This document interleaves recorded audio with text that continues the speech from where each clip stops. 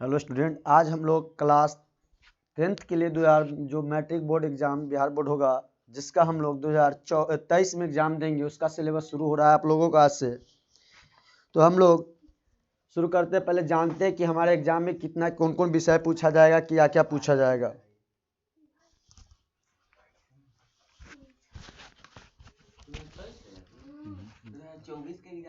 बाईस चल रहा है 2022 में हम लोग देखते हैं एग्जाम की बात। 2023 के एग्जाम की चर्चा की जा रही है आप लोगों को। बिहार बोर्ड मैट्रिक एग्जाम के लिए सिलेबस शुरू हो रहा है आज से आप लोगों का क्लास। तो आज पहली क्लास तो इंट्रोडक्शन क्लास होगी। सबसे पहले हम लोग जानते हैं कि हमारे विषय में कौन कौन सा सब्जेक्ट पूछा जाता है। तो सबसे पहले हम लोग चर्चा करते हैं, पूछा कौन कौन जाता है सब्जेक्ट। तो सबसे पहले चर्चा किया जा रहा है सब्जेक्ट पे। तो सब्जेक्ट पर जब चर्चा किया जा रहा है तो हम लोग देखते हैं कौन कौन सब्जेक्ट हमारे एग्जाम में। 600 के एग्जाम होगा, जिसमें हम लोग का नंबर जुड़ेगा 500 का एग्जाम का नंबर ही जुड़ेगा। यानी 6 विषय के एग्जाम सभी बच्चे को देना है। 6 बच्चे में हम लोग का एक मातृभाषा हिंदी होता है, सभी को देना अनिवार्य है ये परीक्षा। 100 नंबर का ये मार्क्स का आपका परीक्षा होगा हिंदी का, इसमें सभी को देना अनिवार्य होता है, सभी स्टूडेंट को। इसका संस्कृत द्वितीय भाषा हमारी होती है मातृभाषा। इसमें आप लोग अपने चेंजेबल के हिसाब से, अपने पसंद के हिसाब से चुन सकते हैं विषय। संस्कृत के जगह पर आप लोग यदि मन है, पसंद है तो संस्कृत लीजिए, नहीं तो आप लोग उर्दू लीजिए, बंगाली लीजिए, अरबी लीजिए, मैथिली लीजिए, भोजपुरी लीजिए। जो विषय लेना होगा आप लोग द्वितीय भाषा मातृभाषा की जगह पे आप लोग ले सकते हैं। ये भी कितने मार्क्स का एग्जाम होगा? 100 मार्क्स का एग्जाम होता है। अब आपकी बात आ जाए मैथ की, तो मैथ में आप लोग का भी 100 मार्क्स का एग्जाम होगा। तो 3 विषय आप लोग का यहाँ पे हो गया। अब बात किया जाता है तो अब यहाँ पे सोशल साइंस की चर्चा। तो सोशल साइंस में आप लोग का एग्जाम 100 मार्क्स का इसमें भी होगा आप लोगों का एग्जाम सोशल साइंस में। अब इसके बाद हम लोग साइंस की चर्चा करते हैं, तो साइंस में भी 100 मार्क्स का एग्जाम होगा आप लोगों को। और इंग्लिश में भी 100 मार्क्स का एग्जाम होगा, लेकिन इंग्लिश का मार्क्स आपका डिवीजन में नहीं जुड़ता, लेकिन आपके मार्कशीट पर जरूर रहेगा। यदि आप अच्छे मार्क्स से पास कीजिएगा तो वहाँ पे मार्क्स भी लिखा जाता है, लेकिन आपके डिवीजन में नहीं जोड़ा जाएगा, लेकिन आगे लिखा जाता है, वहाँ सर्टिफिकेट पे आता है आप लोग का मार्क्स इंग्लिश भी। तो हम लोग को 6 विषय पढ़ना है, Hindi, Sanskrit, math, social science, English. अब बात आ जाती है कि कौन विषय में कितना हमें पढ़ना है। तो हम लोग सबसे पहले जानते हैं कि मैथ की चर्चा किया जा रहा है। तो मैथ में सबसे पहले हम लोग समझ लेते हैं कि हमें अच्छे मार्क्स के लिए क्या क्या करना होगा, कैसे कैसे पढ़ना होगा। तो कितना मार्क्स हम किस में लाए कि हम लोग को अच्छा मार्क्स आ सके। तो हम लोग सबसे पहले अटेम्प्ट रखेंगे मैथ को। मैथ में जितना अच्छा मार्क्स आ सके, तो हम लोग के सबसे पहले बात किया जाता है कि फर्स्ट कितने नंबर पर किया जाता है। तो फर्स्ट डिवीजन करने के लिए हम लोगों को, फर्स्ट डिवीजन लाने के लिए सबसे पहले हम लोगों को मार्क्स लाना होगा 300 मार्क्स लाना होगा। यानी टोटल जितने 500 के एग्जाम होंगे, हमको 600 के एग्जाम होगा, लेकिन जुड़ेगा कितना एग्जाम? 500 का ही मार्क्स हम लोग को जुटेगा। यानी हम लोग को फर्स्ट डिवीजन लाने के लिए 300 मार्क्स लाने होंगे। 300 मार्क्स यानी 60% मार्क्स लाने होंगे फर्स्ट डिवीजन के लिए। आप लोग ये जान लीजिए सेकेंड डिवीजन का मार्क्स कितना पे सेकेंड डिवीजन करते हैं। तो सेकेंड डिवीजन के लिए आप लोगों को 245 नंबर लाने होते हैं। 225 sorry student, 225 number second division के लिए आप लोगों को।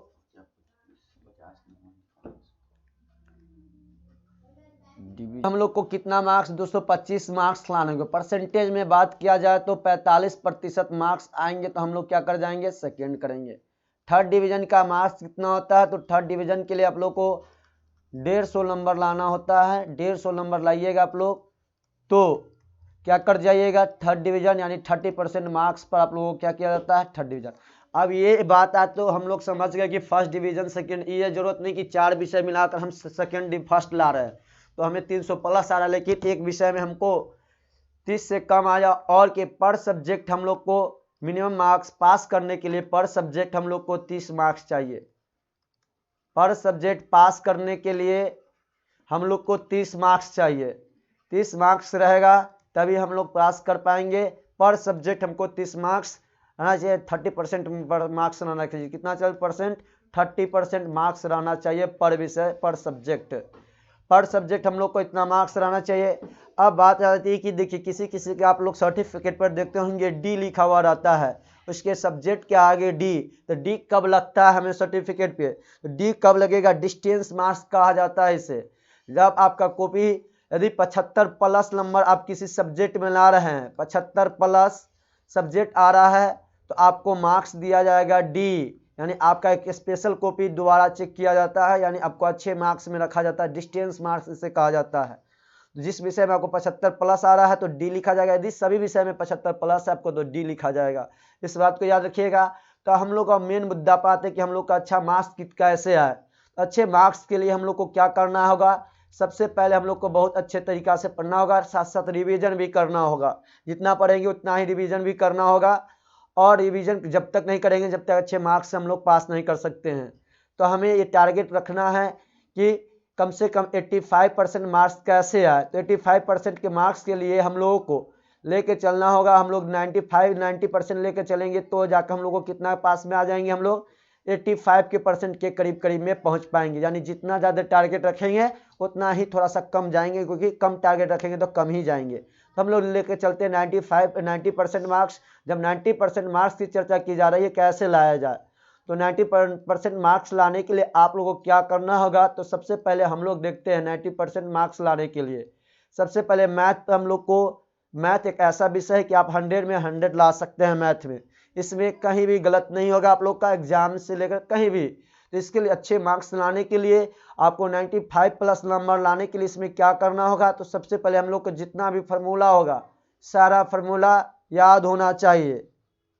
फार्मूला हमें जो टोटल फार्मूला हमें याद होना चाहिए, एक एक फार्मूला याद होना चाहिए। टोटल फार्मूला मैथ का जितना क्लास 10th का होगा सारी फार्मूला को हम लोगों को याद होना चाहिए, याद होना चाहिए। उसके बाद जो भी चैप्टर शुरू स्टार्ट किया जाएगा आप लोगों को, तो पहले चैप्टर्स के शुरू करने से पहले हमको कॉन्सेप्ट क्लियर होनी चाहिए। जब तक कॉन्सेप्ट क्लियर नहीं होगा जब तक हम लोग को सवाल बनाने में बहुत ज़्यादा दिक्कत होगी। तो कॉन्सेप्ट क्लियर करते चलेंगे हम लोग। जब एक कल चैप्टर शुरू होने से पहले 2 दिन क्लास सबका कॉन्सेप्ट का चलेगा।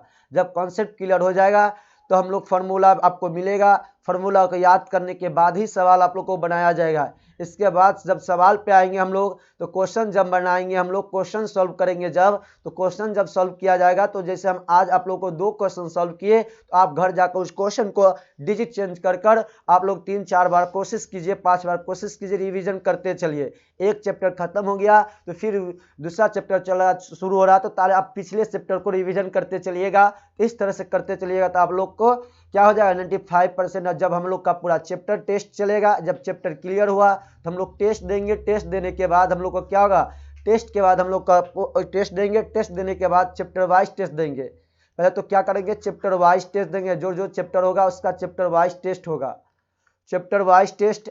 अब चैप्टर वाइज टेस्ट में 2 प्रकार के टेस्ट आप दीजिए तो बहुत अच्छा होगा। एक ऑब्जेक्टिव टेस्ट दीजिए और एक सब्जेक्टिव टेस्ट दीजिए, अलग अलग दीजिए। ऑब्जेक्टिव टेस्ट और किसका, सब्जेक्टिव टेस्ट दीजिए, यानी सब्जेक्टिव सवाल का टेस्ट और ऑब्जेक्टिव सवाल का टेस्ट दीजिए। इस टेस्ट के बाद आप लोग का बेहतर से बेहतर हो पाएगा, तभी जाकर आप लोग 95% ला सकते हैं। लास्ट में जब आपका पूरा बुक खत्म हो जाएगा तो प्रीवियस ईयर का जितना प्रीवियस ईयर होता है, प्रीवियस ईयर जितना क्वेश्चन बैंक प्रीवियस ईयर को लगाइए, प्रीवियस ईयर क्वेश्चन को लगाइए, बनाइए उसको, प्रीवियस ईयर के क्वेश्चन को बनाइए। जब प्रीवियस ईयर के क्वेश्चन को आप बनाइएगा तो आपका एकदम अच्छे से अनुभव प्राप्त होगा। प्रीवियस ईयर क्वेश्चन बनाने के बाद आपको पता भी चल जाएगा किस तरह से आपका एग्जाम में क्वेश्चन पूछा जाता है। तो हम लोग ये समझ गए कि मैथ में, अब मैथ में तो समझ गए कि किस तरह से पढ़ना है, कितना चाहिए हमें 95 प्लस लाना है तो क्या करना होगा। आप इसमें जितना मेहनत कीजिएगा उतना ही नज़दीक पहुंचिएगा, जितना कम मेहनत कीजिएगा उतना ही कम पे पहुंचिएगा। इस बात को आप लोग ध्यान रखिएगा। अब हम लोग चलते हैं कि कौन कौन सा सब्जेक्ट आ जाता है। सबसे पहले मैथ में देखते हैं कि मैथ में हम लोगों को कौन कौन सा चैप्टर पढ़ना है। तो मैथ में आ जाती है, तो मैथ की बात हम करते हैं तो मैथ में सबसे पहले हम लोग समझते हैं रियल नंबर चैप्टर को पढ़ना होगा, जिसे वास्तविक संख्या कहा जाता है। यहाँ से आपके एग्जाम में क्वेश्चन 2 क्वेश्चन 4-5 क्वेश्चन पूछा जाता है ऑब्जेक्टिव सब्जेक्टिव मिलाकर, सिर्फ इस एक चैप्टर से, वास्तविक संख्या से। इसके बाद आपको बहुपद आती है, बहुपद से भी क्वेश्चन आपके एग्जाम में पूछा जाता है हमेशा। हर चैप्टर से क्वेश्चन पूछा है, कहा नहीं जा सकता कि किसी चैप्टर से नहीं पूछा जाता। आपके 15 का 15 चैप्टर इंपॉर्टेंट है, सब अपने आप में एक काबिलियत रखते हैं चैप्टर, सबको अपने आप में एक अति है, सारा अच्छे चैप्टर है, सभी को पढ़ना होगा अच्छे ढंग से। तो बहुपद हो गया। अब बहुपद के बाद हम लोग समझते हैं एक चैप्टर आपको आता है ग्राफ में आता है, दो चर रैखिक समीकरण युग्म में आता है, ग्राफ आता है। तो इसमें आपको ग्राफ पूछेगा, 5 मार्क्स का भी क्वेश्चन पूछा जाता है यहाँ से ग्राफ से, इस बात को ध्यान रखिएगा। इसके बाद द्विघात समीकरण में आप लोग को इसमें गुणनखंड तोड़ना होता है, बहुत तरह तरीका होता है द्विघात समीकरण में। द्विघात समीकरण में भी आप लोगों का क्वेश्चन पूछा जाता है हमेशा एग्जाम में। एपी जिसे समांतर श्रेणी कहते हैं, यहाँ से भी आप लोगों को क्वेश्चन पूछा जाएगा। इसके बाद त्रिभुज से भी क्वेश्चन पूछा जाता है आप लोगों को। त्रिभुज के बाद हम लोग समझते हैं किससे, तो त्रिभुज के बाद हम लोग समझ लेते हैं किससे बात किया जाता है। त्रिभुज के बाद हम लोग निर्देशांक ज्यामिति से भी आप लोग को बहुत ही ज़्यादा क्वेश्चन पूछता है। तो आप लोग सबसे पहले याद रखिएगा, इस जितना त्रिभुज यहाँ से एक पार्ट जाता है, 5 चैप्टर आपका कितना हुआ, ये इसमें त्रिभुज में आपको खूब थ्योरम देखना होगा। थ्योरम बेस्ड क्वेश्चन रहता है यहाँ पे, यदि आप थ्योरम देख लीजिए, ये फार्मूला बेस्ड क्वेश्चन रहता है, याद रखिएगा। ये सब में फार्मूला याद करना होगा आपको। इस चैप्टर में भी फार्मूला याद करना होगा, फार्मूला चैप्टर बेस्ड है, इस भी फार्मूला के बिना नहीं होगा आपका। इसमें कॉन्सेप्ट क्लियर करना होगा आप लोगों को। इसमें फार्मूला काम नहीं करता है, इसमें कॉन्सेप्ट काम करेगा आप लोगों को, और जो गुणनखंड तोड़ना आना चाहिए, ये सब काम करेगा आप लोगों को कॉन्सेप्ट। इसमें आपका बात आ जाती है, तो इसमें भी आपको डिवीजन भाग देना है, ठीक है। जीएक्स पीएक्स वाले की बात किया जाता है, इसमें भी आपको 1-2 ही फार्मूला से 3, 4, 5 फार्मूला से आपका चैप्टर क्लियर हो जाएगा। रियल नंबर आपका, रियल नंबर जो है कि पहले पढ़े हुए रहते हैं, उसी के चैप्टर का दिया रहता है, हल्का चैप्टर रहता है रियल नंबर। तो यहाँ से कम ही फार्मूला पे आप लोग का सवाल क्लियर हो जाता है। अब आती निर्देशांक ज्यामिति भी आपका फार्मूला बेस्ड चैप्टर चलेगा, बहुत ही ज़्यादा फार्मूला चलता है, इसमें भी फार्मूला रहता है। फार्मूला रहेगा तो भी फार्मूला याद रहेगा तो ही बनेगा सवाल, नहीं तो नहीं बनेगा। किसी भी सवाल को बनाने के लिए, किसी भी चैप्टर को बनाने के लिए बिना फार्मूला का आपका सवाल नहीं बनने वाला, इस बात को आप लोग ध्यान रखिएगा। अब बात आते हैं त्रिकोणमिति का परिचय, इसमें ही बहुत ज़्यादा इंपॉर्टेंट हो जाता है 10वां के लिए। आपके 20 नंबर से ऊपर क्वेश्चन इस 2 चैप्टर से पूछेगा। त्रिकोणमिति का परिचय 15 नंबर या 20 नंबर का ऑब्जेक्टिव सब्जेक्टिव मिला के पूछा जाता है, इस बात को याद रखिएगा। 4 से 5 ऑब्जेक्टिव पूछा जाता है, 5 से 6 का क्वेश्चन लगभग ये 2 चैप्टर मिलेगा। त्रिकोणमिति के कुछ अनुप्रयोग और इसके बाद त्रिकोणमिति के कुछ परिचय। तो इसमें आपको बहुत ज़्यादा फार्मूला याद करना होगा, इसमें फार्मूला बहुत ही रहता है इसका फार्मूला। त्रिकोणमिति का परिचय के इस फार्मूला को आप लोगों को बहुत अच्छे ढंग से याद करना होगा। इसके बाद हम लोग चलते हैं कितने चैप्टर पर, 10 में। ब्रीथ आप लोग का भी फार्मूला है। ये रचना कंट्रास्ट कंस्ट्रक्शन आपको 5 मार्क्स का पूछेगा, जो कि आप लोग को डिपेंड करता है ज्योमेट्री बॉक्स से बनाया जाना। जितना आपका हाथ फ्रेश चलेगा उतना ही अच्छा फिगर बन पाएगा आप लोगों को। इसके बाद ये भी आपको फार्मूला बेस्ड चैप्टर है, बहुत ज़्यादा फार्मूला याद करना होगा आप लोगों को। फार्मूला के बिना सवाल किसी देख रहे सभी में फार्मूला है, कॉन्सेप्ट थोड़ा बिना नहीं है, आपका कॉन्सेप्ट से क्लियर कर दिया जाएगा। यदि यहाँ फार्मूला बेस्ड क्वेश्चंस, यहाँ पर पृष्ठीय क्षेत्रफल और आयतन, और आप लोगों को ये भी फार्मूला बेस्ड चैप्टर चलेगा आप लोगों को। याद रखिएगा, यहाँ से ये चैप्टर से बहुत ज़्यादा क्वेश्चन आपका ऑब्जेक्टिव में पूछा जाएगा, सब्जेक्टिव में भी पूछा जाता है इस चैप्टर से।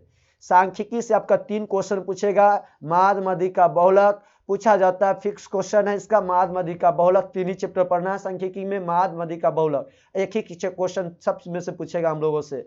अब बात किया जाए, ये भी हम लोग का फार्मूला भी याद रहना चाहिए, प्लस कॉन्सेप्ट क्लियर करना होगा ढंग से।